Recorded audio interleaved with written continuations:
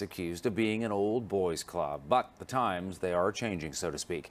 Canada's big banks and top financial institutions have become leaders when it comes to the gay and lesbian community. One group out on Bay Street is dedicated to debunking stereotypes and also helping young LGBT professionals get a start in the financial world.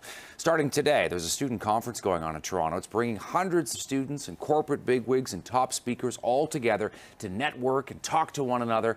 Our guest joining us from downtown Toronto is Phil Gazellet. He is one of the students at this conference and also a member of Out on Bay Street. Phil, good to talk to you. Great to speak with you, Todd. What is the message you guys are trying to send by what you're doing? The message we're trying to send is that there is space right now for LGBT students to pursue a corporate and professional career, but also there is room to go, or there's work to do to create even more space for the community.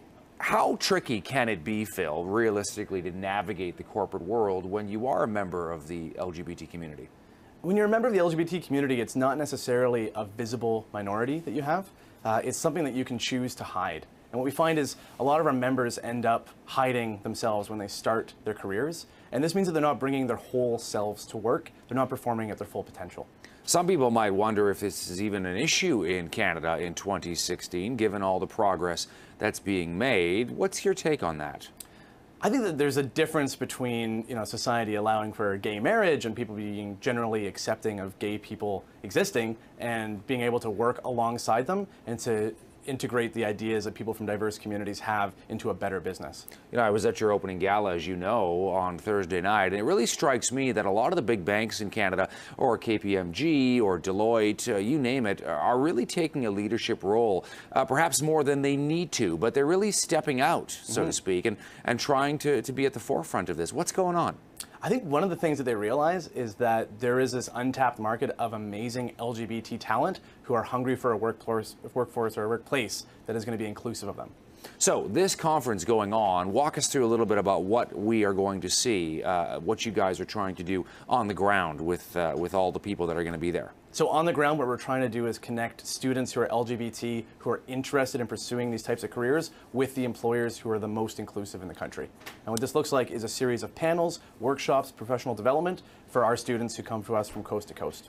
And you guys have been doing this for quite a while, correct? This is our 10th anniversary. And the people who have been through some of these conferences, do they in fact go on to be lawyers and accountants and whatnot at some of Canada's top corporate firms? That's absolutely right. We are really proud of our alumni. They are in a lot of the top firms in the country and also in the States, doing great work and being role models for the next generation of LGBT students. One final thing, I guess for some of the students who are going to take part this year and in years past, it could be a little daunting, right? A little intimidating. The LGBT issue aside, just being recruited by some of these companies, and then you have this whole personal dimension that kind of adds to the baggage a little bit. Yeah.